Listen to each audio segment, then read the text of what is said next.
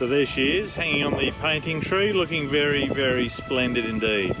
I'm just putting the first coat of stain on the new doors for the galley. Look at the size of them! That's our big boy.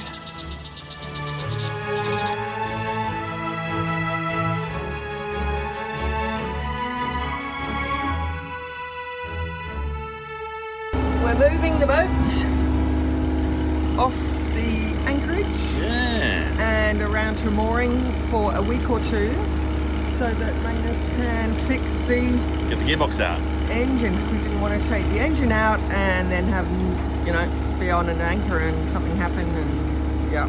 The storm come and we'll be in trouble. So we're going over there, somewhere over there. But of course we don't have an engine.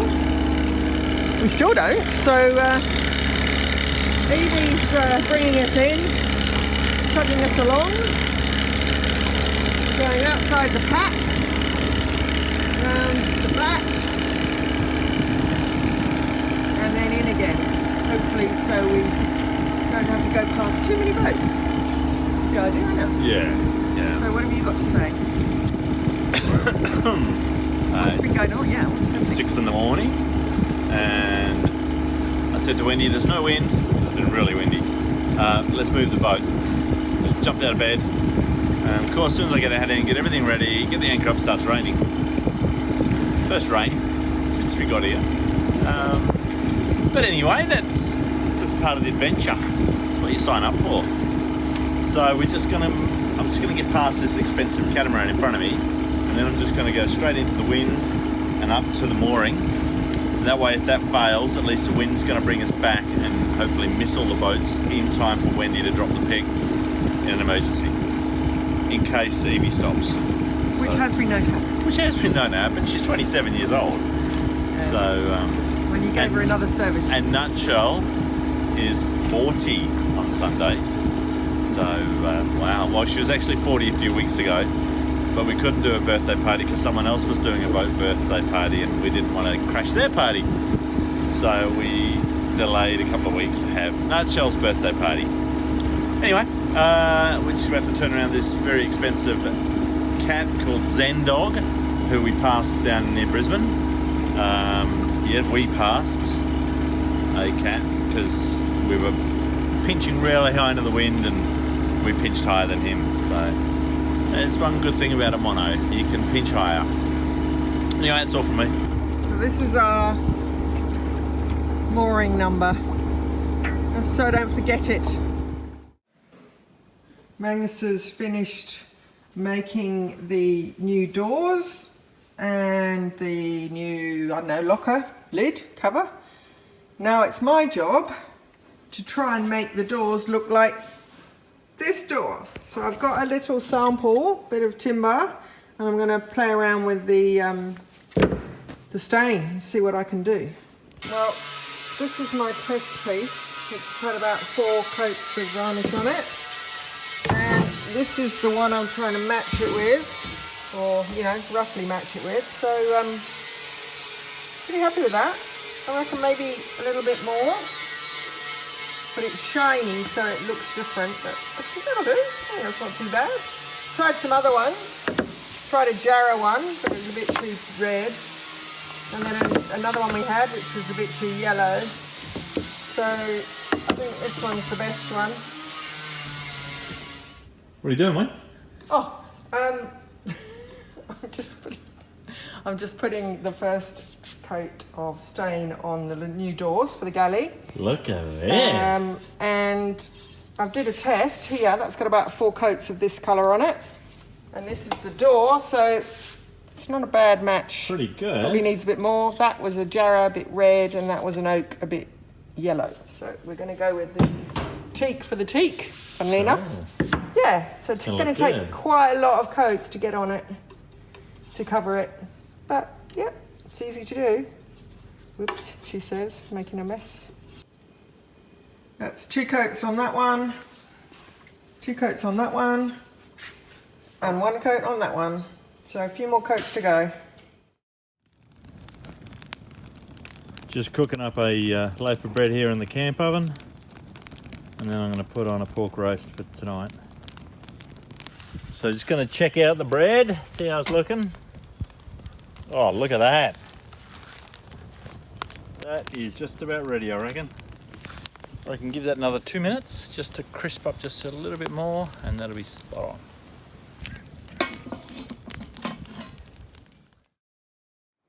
on. Some of you will remember last year when, or year before, anyway, when our original starter motor died.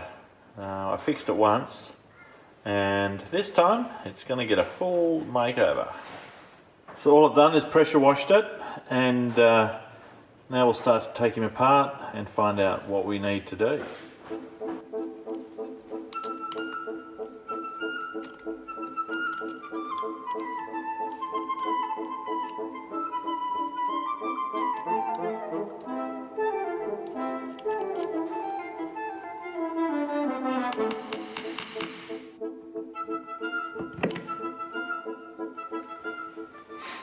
Yuck. Oh no, it's not too bad. It's actually not too bad.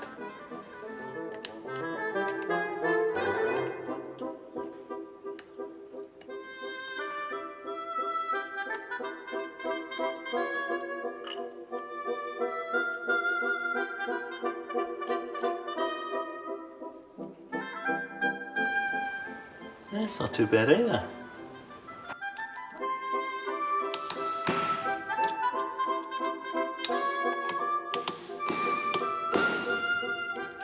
Now we just really need an impact driver for that.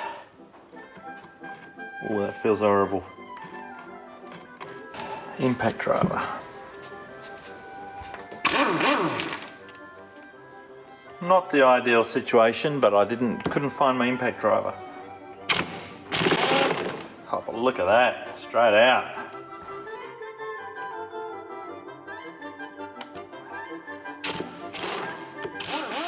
That's the way it's done. It's nice being home in the workshop.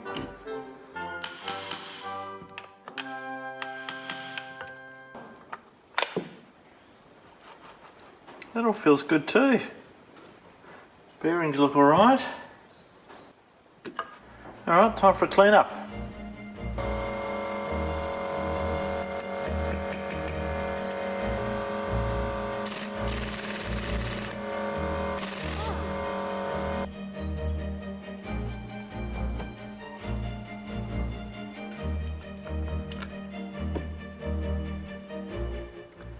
Needs a bit of cleaning up, but not too bad. Bearings feel good, so we're pretty lucky. This one is good to go.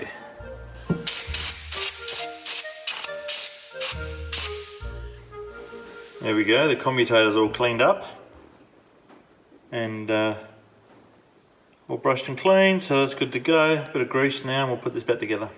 So I've checked the size of the brushes, and they're about 15.5 mil, so they're all within spec, good to go. So what have I done, you may ask? The housing here, cleaned up the contactors for the solenoid, tightened up these two nuts to check that they make good contact, checked all the internals, the windings, etc., cleaned it all up, degreased it, and that's now ready for reassembly, greasing, reassemble. This part we just degreased, got all the crap and rust out of it. These two bearings aren't sealed, so we've cleaned the grease out of those bearings. We're now going to repack them and put that back together. The motor, clean the commutator, check the brushes, check the internals. These bearings are sealed and they're like new, so they're fine. And we've just reassembled it, greased the spline. Now this armature, plunger, whatever you call it, was really badly rusted here and was actually binding on here. So it wasn't actually making contact. So I've taken that all back, cleaned all that rust off. That'll get a light coat of grease on there. I've cleaned up this contact, made sure that it's got free movement here. So that's all good to go. And the rest we've just cleaned up. So now I'm just going to to grease everything, reassemble it, test it, then give it a clean with some degreaser and a lick of paint. So let's see how she goes. Well, she's all back together. So all that's left to do is test and degrease a little bit and then a coat of paint. So to test the starter motor is pretty easy. You get negative onto the housing of the starter motor. There's two parts to testing it. First part is to test the throw out. So by putting power onto there, you should see that pop out. And while it does that, in here, it makes a contact between the positive and the positive that goes to the motor. So if we short these two together while we've got power on, we should get it throwing out and spinning. So let's try it. Whee! Beautiful. So actually sounds nice. So that's it.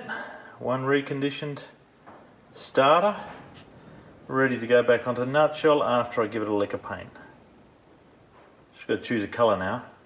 I've only got yellow or yellow, so it might be yellow. So here she is, all ready for a lick of paint. And the colour I've chosen is this one, yellow, because that's all I've got. Let's see how it turns out. So there she is, hanging on the painting tree, looking very, very splendid indeed. I've been using this tree here for painting things for many, many years.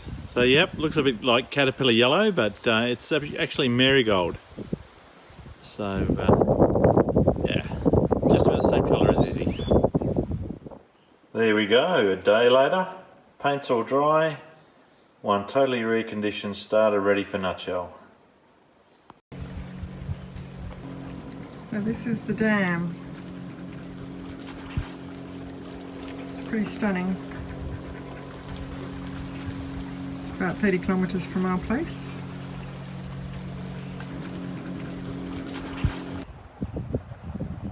Can't get your wrap bags. Come on.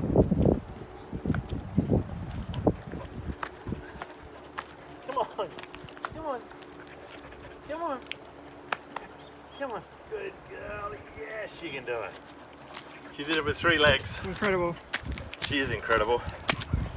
Hey Peps, you're a good girl. 3-legged puppy. Look at that, it's quite hard for her to get up there. She's doing all right there. Yeah, she's pretty good. She's got a lot of strength of character, that one. A lot of fortitude. Yeah. Hold it. Just hold it. Don't bite it. Hold it.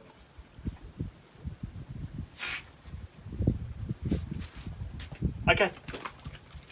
Good Right. doggies. You're not allowed to eat any more bait, alright? You can have it when I finish with it.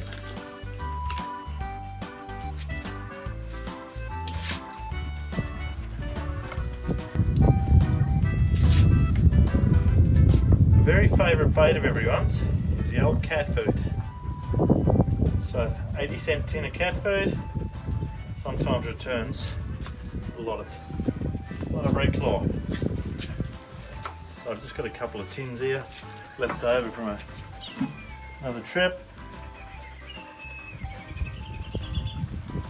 I've personally never caught a barramundi in this place. Out of all the barramundi I've caught in my life, there'd be none here. Primarily because I've never fished here. So we're going to put these other 4 out, sit down and have a quiet ale. It's a bit weedy around there and I don't like in the weeds.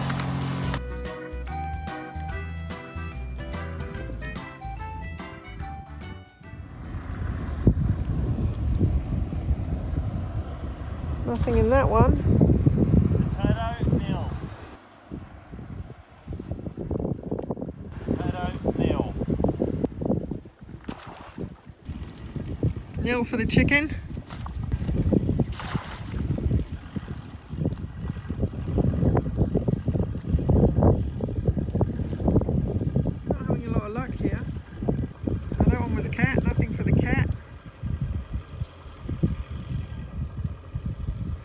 Nothing for... What was that one? Chicken. Nothing for chicken. One more cat to go. And zilch. And there might be one more. Nada. Well, I didn't expect anything. Okay, we'll wait a bit longer. It's just a bit early. Time to check the pots. One final check on the nets. Sun's gone down. This is a very used little section of the dam. And after this, I think we're just going to call it quits. Go home and have a steak. All right, babe. What happened? We've cleaned up on Red Claw. If this container was any bigger, any smaller, I should say, then we'd still fit them all in. Look at the size of them. That's our big boy. So we've got him. Then we got our next biggest, which is that one. Alright. Then we got his brother, which is the same size. Then we got old Mr. Sandwich. We're going to take these home, put them in the fridge, cool them down so that they pass away. Put the light back on. Yeah. There we go. So what we do is you chill them down in the freezer in the car until they fall asleep, and then we cook them. So normally you wouldn't even keep this size, but so we're going to go home and make one sandwich and share it. They are tiny. That's the smallest, meagerest catch I've ever had. We just got back from the dam. Magnus has cranked the fire up. We're waiting for the coals to get ready, but we thought, well, we might as well put the corn and the potatoes on the plate and warm them up a bit. And then we're going to have surf and turf tonight. Yeah. Or maybe more of the turf and less of the surf.